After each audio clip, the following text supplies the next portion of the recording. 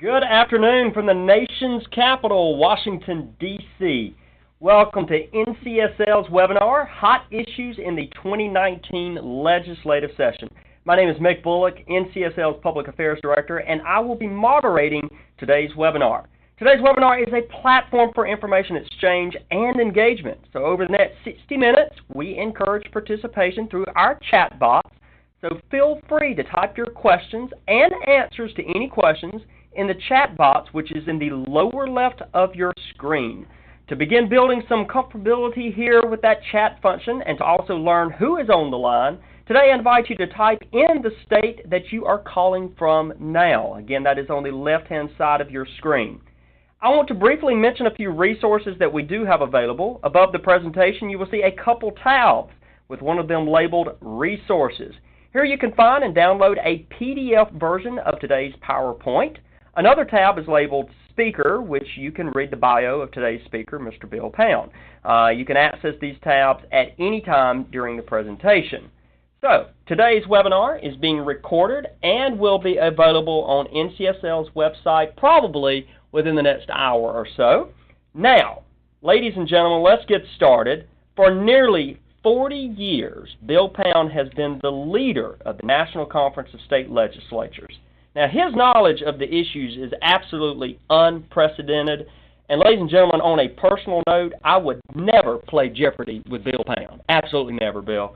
Bill is joining us here again in our Washington, D.C. office right off of Capitol Hill. Bill, good afternoon, and thank you for joining us today. Thank you, Mick, for the overly generous introduction. Well, I tell you what, Bill, for time's sake, we're going to go ahead and get started right into this.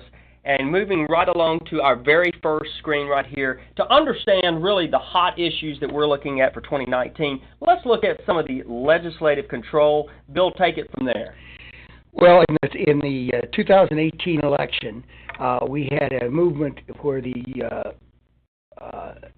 Republicans lost total control in 4 states. The Democrats gained in 1. This is the reason that statistic is that way, is that we had previously divided states. In recent years, we've had a number of those. We are down to 1 state where there is split control of the legislative body, that being Minnesota. That is the smallest number in more than 100 years. A couple of other significant things. One, I think it was not necessarily a Democratic wave, but it clearly was, the movement was in the Democrats' directions. Gains of more than 300 seats in state legislatures, but it wasn't the kind of election we had in 2010, but still it was moving more in the Democrats' direction than the Republicans on this cycle. A couple of other things. One, there are a record number of women in state legislatures, or will be in 2019. The number will be in the high 20%. It has been gaining about 1% a year in recent years, but it took a bigger jump this year. A little bit over 2,000, I hear. Yeah, something like that. Yeah, out of 7,300 women. The other thing is, while we only have 1 split legislature, we have still 13 states where the legislature and the governor are of different parties, that they're split control between executive and legislative. And of course, on this particular side, of course, Nebraska, of course, it being a unicameral state. That's right. Moving on, let's talk a little bit about legislative control. Leadership changes is, of course, what this particular map is showing. What can we say about it? Well, you can see on the chart about 1/3 of legislative leaders have turned over, are new. Some of that is accounted for by term limits in the states that have them. They would probably account for close to half of this. Places like Colorado and Missouri and Arkansas and Michigan and Arizona are all affected by the term limit factor of the leadership being termed out. Republicans appear to have a majority of the House in Alaska, but Alaska has been controlled generally by a coalition in recent years, so majority numbers don't necessarily convert to control. Moving on to the next slide, of course, now we're going from talking about partisan. Let's talk a little bit about policy. And again, ladies and gentlemen, I can't say enough for our policy team. One thing that we did is we got with a lot of our policy team members in our Denver office as well as here in our Washington, D.C. office to compile this information that you're hearing from today. And you are the first ones to hear this information. There's no report that has gone out. There's no press release that has gone out, but you are the first ones to hear about it. Let's start with elections, of course. There are about 3 different topics here: redistricting, voter confidence, and cybersecurity, that were identified as 2019 hot topics. Bill, what can we say on those 3? Well, the elections will be, I think, one of the major issues in states. With the concern we've had about the validity of the vote, the integrity of the vote in the last couple of elections, and the very close elections in places like Georgia and Florida this year, to some extent Alaska, and a lot of congressional districts. The legislatures are attentive to that, to changes in the system, whether that is moving to new kinds of technology, or in some cases moving back to the paper ballot, which seems to have greater integrity than what electronic or digital voting may be. A couple of, I think, interesting things came out of this. One is the redistricting movement. Redistricting commissions will be in effect now after the 2020 census in 5 states that they either were not or that they have been modified: Colorado, Michigan, Missouri, and Utah. At the general election, the voters passed measures, initiated or referred, and in Ohio they had done so at the primary election this year. I think there will be considerable interest continuing in how we might modify districting to get fairer or more balanced districts, to try to resolve some of the gerrymandering problem. And voter confidence underlies a lot of this.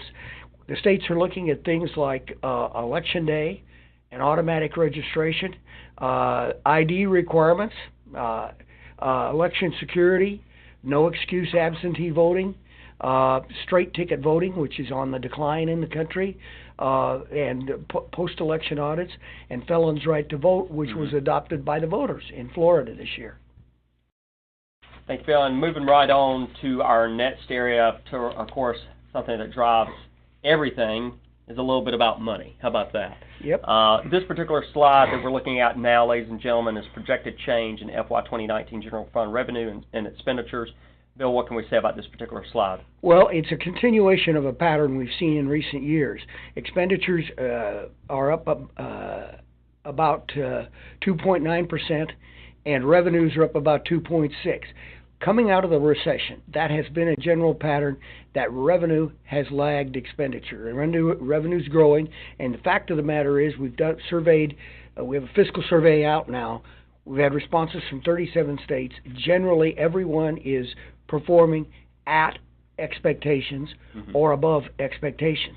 But we see the problem here it tends to be in both education and healthcare, of expenditures, many of them mandated, drive faster than the revenue base to support them. And in fact, I'm going to go ahead and advance to the next slide that kind of touches on what you were just about to say. Go ahead. We can see from this slide that roughly 2/3 of state expenditure goes into 2 or 3 areas if you divide education. It goes to health care at the rate of 20% or more of state dollars going into that, which are matched generally by anywhere from 50 to 90% of federal dollars. And then in K-12 education and higher education are both areas that were, particularly those two, that suffered some cuts during the recession of the period of 2008 to 2013 or so. What we're seeing now is some restoration of those expenditures. Okay. And moving on to the next slide, these 3 points are kind of your 1,000-foot level higher points that our budget team, of course, identified. Bill, what can we say on this particular slide, or your point you're trying to make? Well, it shows what I just said on this about the growth of healthcare spending, the fact that the states are meeting their revenue projections. one of the interesting aspects of it this year is that health care will not, and Medicare particularly, will not be the fastest growing at the fastest rate. For the first time in a number of years, higher education is growing, but a lot of that is replacing funding that was cut or transferred to tuition to other source during the period of the recession. And of course, we want to identify again, looking at to 2019, three major issue areas that our team identified: post-Wayfair, state tax reform, sports betting. Bill, what would you like to say there? Well, the Wayfair decision was whether the states could tax interstate activity on the internet. And as of November 1, 19 states had moved to do so in compliance with the Supreme Court decision that came down in late June, the Wayfair decision, South Dakota v. Wayfair. The interesting thing about that is that the states had the mechanism in place to do this. One of the movements this time will be in states that need to try to make whatever system they have for collection, for auditing, for all the things in there, comport with what the Supreme Court suggested would be an acceptable system. The Supreme Court didn't lay out particular guidelines, but they certainly gave a pretty broad hint of what would be constitutional and what might not be. And so we will see movement that way. Actually, there are several states that are online to come on on January 1 of 2019. We may see some action in Congress to try to put limits on the state on that. So far, so good. And we have been working with the states on compliance to ensure that they do not go too far or be too aggressive. Examples of that would be retroactive collection and not having a sufficient mechanism to make it easier for the small merchant to pay, to be collected from. And ladies and gentlemen, one thing I want to point out, going back to both post-Wayfair as well as sports betting, available on our website, ncsl.org, we have a number of resources that really talk in depth on those particular issues, because the NCSL was very involved, even on the federal level, with regards to the post-Wayfair portion. On these other two items, just briefly, the state tax reforms will follow the federal. Some states have done it to be consistent with the federal because they have identical systems that make it easier for the taxpayer. And again, the Supreme Court had a hand in this in June when their decision on sports betting. They legalized sports betting and overturned a congressional act which had prohibited it. And we've had half a dozen states so far already move into that area, and there will be considerable interest. I don't think it will pass in a number of states, but there will be considerable discussion about it. Moving on, ladies and gentlemen, to our criminal justice portion here. Again, a number of issues right here. These, the first slide that you're looking at is kind of our, again, our higher 1,000-foot level, if you please. The particular item I think that I saw here, Bill, and you tell me, is really through these areas in criminal justice reform that you're seeing a lot of bipartisan work. This is, again, one area that we see a lot of reaching across the aisle, if you please. That certainly has been true in recent years. A lot of the criminal reform effort had began in state legislatures and has been driven by them. There is a major bill in Congress which may pass before the end of 2018, which would enact a good deal of what the states have been doing at the federal level. It is consistent. The states generally support what's happening up here on the Hill right at the moment. But it has been generally to decriminalize some very minor crimes, to lessen the rate of incarceration in the country, to try to deal with the recidivism problem. But you're absolutely correct that much of the work in this area is bipartisan. Next slide, policing policy, specifically bail reform, human trafficking, offender reentry.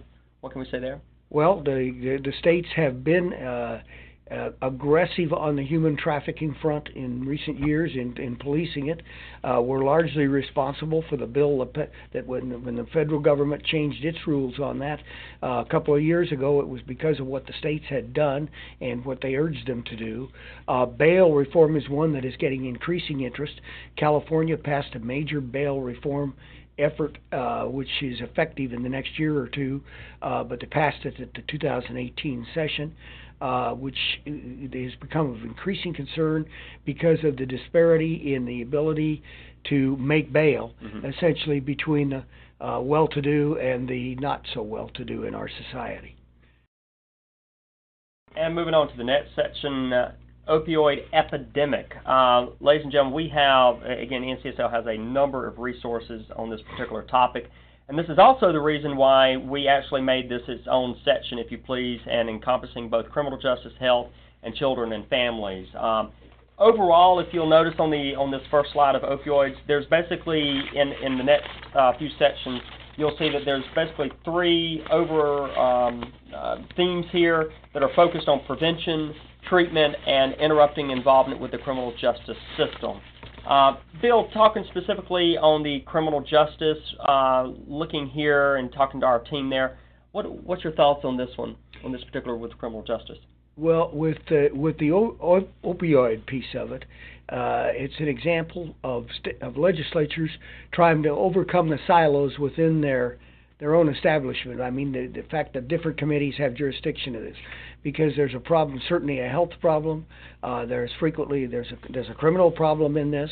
There are welfare problems, and there are education, and you need complementary solutions of that. The states have been working in this area for several years, experimenting with things like trying to make it more difficult to obtain pharmaceuticals, even legitimate, limiting supply, and trying to look at both prevention and the treatment side of things. I think it's a very frustrating area for a lot of people. So moving from the criminal justice side of opioids, let's look at the health side. Changes to the prescription drug monitoring programs, limits for opioid prescriptions, access to overdose reversal drug. Thoughts on those three? Just that states are trying everything. It's very, very, very difficult and very slow going on this.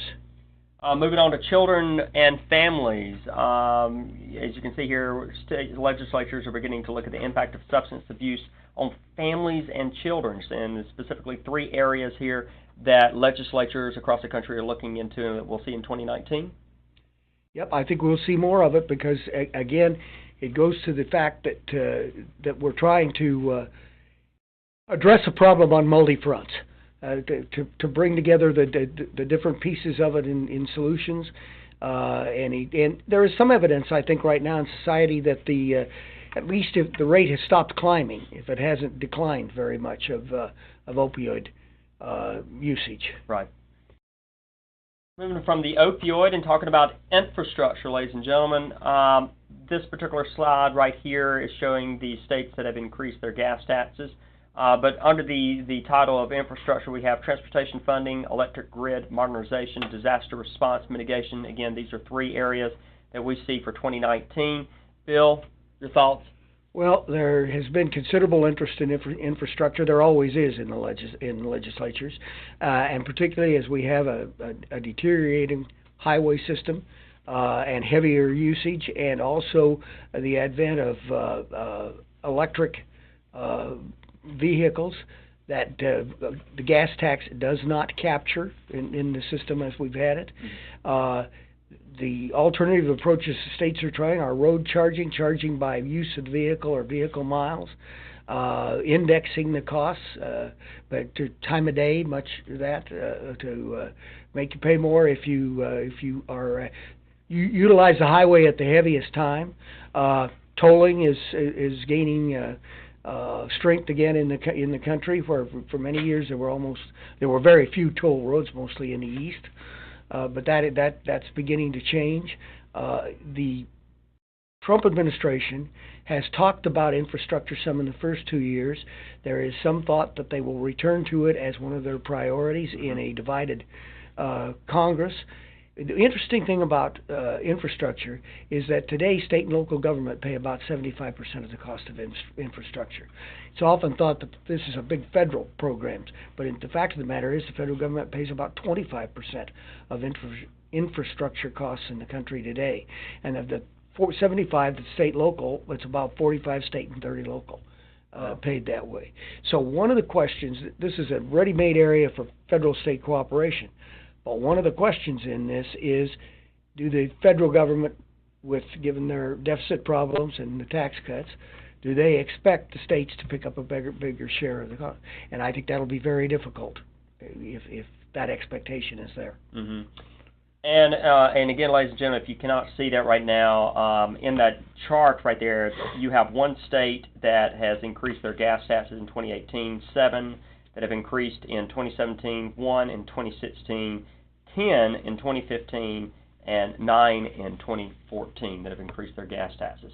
Moving right along to education. My goodness, again, talk about a big budget item there. Of course, they have some issues that our team in Denver have identified that we'll be looking at in 2019. The very first one, no shocker, school safety issues. Yes, school safety issues, not only has the federal government had a commission on that, but in state after state they have been looking at it. They range from things of providing greater security in schools, whether that's placing officers or trained people there. It is providing guns and giving gun instruction to educators and instructors so that they can try to make the state safer that way. It's making the buildings and the facilities themselves considerably safer. Education is a big piece of this. And teacher quality, education finesse, yes. And of course ESSA implementation, which of course is the Every Student Succeeds Act, which is of course the original No Child Left Behind. Correct? And these are constant issues in these years. We had 6 or 7 states that significantly increased teacher compensation last year, frequently under considerable pressure from the teaching profession. Mm-hmm. I expect that will happen again this year. We will see the red shirts, which was our symbol in several states, at the state capitol. Mm-hmm. On this issue, and I think there is some evidence that they probably had some influence on election by participating strongly on trying to support pro-education candidates. Mm-hmm. Next up on our topics, of course, is health. Right now, 36 states and the District of Columbia have expanded their Medicaid programs. 3 states, including Idaho, Nebraska, and Utah, have approved expansion by ballot initiatives this November. 7 states used a 1115 waiver to expand Medicaid, which takes us into our next slide here, Bill. What are we looking at right here? We're looking at the states that have expanded versus those that have not, and it also breaks them down by the 1135 waiver on this chart. I would expect to see again some interest in the 14 states that are not in the expansion to some degree. Whether any of them will actually do so, probably a few will, 2 or 3 will. Mm-hmm. And a lot of this depends too on what the Department of Health and Human Services does in its regulations. And just in the last few days, they have proposed several changes in regulations which may make it more or less likely that the states would then expand. They may make it easier to do it because they may lessen the rules on which you can expand. Moving on to our next slide regarding health. Health exchanges are open in all 50 states. That's right. We've seen movement on that. And go ahead. And I think the biggest thing here on this slide that we were talking about is essentially the feds have loosened up their requirements. Is that correct? That's right. Which may mean they don't have to offer as significant or as much in the way of health service and protection, which tends to lower the costs. If you get rid of some kinds of pre-existing conditions, or you place limits on a number of the things that have to be funded, which I think has led to some of the expansion in this. There's quite an argument, I think, over whether that's good to have done that, to move in that direction. to lessen the protections or not. Moving on right here, these are, again, three particular areas of surprise billing, if you please, that, again, legislature is going to be tackling with in 2019. Anything we can say there specifically? I know I can even turn on the TV without hearing about prescription drug costs. No, there's a lot of interest in it. The federal government appears to be moving in that direction to some extent on restrictions. A number of states have put particularly restrictions on how much you can buy at a time, and are looking at ways they can affect cost. It's far more difficult to do at the state level than at a national level. And ladies and gentlemen, real quick before we move on to the next slide of Human Services, I do want to again remind you that if you do have any questions and such, it will be in your left-hand side of your screen. You can go ahead and start typing those in. I can't promise that we will be able to get to all of those questions. If for some reason we are unable to get to your question, please shoot us an email at press-room@ncsl.org. But we are nearing up a few more slides before we end, and we should be able to take in a few questions if you do have. So go ahead and be thinking about those. Bill, going back to Human Services, two particular areas right here that Wade and our team there at Human Services kind of identified: housing and homelessness, and the Family First Prevention Services Act. Specifically, when I talked to Wade, there were 5 areas there under housing that they identified that legislatures are really getting involved with and can help in this area. Is that correct?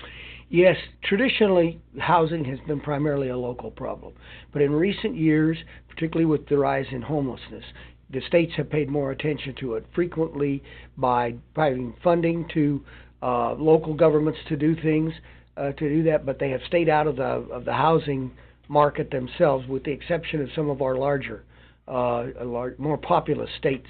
The legislatures have done activity there.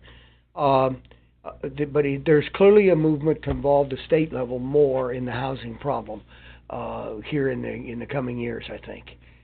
And moving on to the Family First Prevention Services Act, which you'll, of course, see there on your slide, that was signed by President Trump in H.R. 1892 on February 2018. Specifically, this particular legislation right here, legislatures are looking at, again, 3 areas here. Bill, without reading through those, what is your main takeaway there? That there will be considerably more reform in child welfare systems, that's a subject that has risen to a higher saliency in state legislatures, and we should look for activity in that area. Okay. Moving right on along to labor. Again, our team identified 2 major places that labor, that it falls under their jurisdiction, if you please: occupational licensing and sexual harassment in the workplace. Bill, on occupational licensing, NCSL is doing a ton of research in that particular area, and in fact, in 2019, we should be releasing a major report based on a grant that we had received here at NCSL. What would we like to say about an occupational license for 2019 in the state legislatures there? Well, coming off 2018, there has been a good deal of effort in that area. States are re-examining their licensing practices. Are all the groups that are licensed, do they need to be?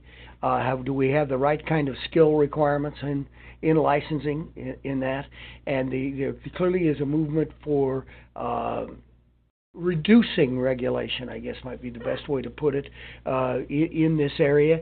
And one of the things that has brought this up is the return of the military to civilian life and the problem of employment of people who have served in the services, whether or not they have to meet conditions. Mm-hmm. One of the other things the states are doing is accepting licensure across state lines. What other states, if state X is licensed, that state Y will accept that without going through another set of licensure of testing of whatever it may be. Right. And sexual harassment in the workplace? That one's so obvious. It's there in our society. The society's paying more attention to it than it has in many years. Legislatures themselves have been affected considerably, and state government has.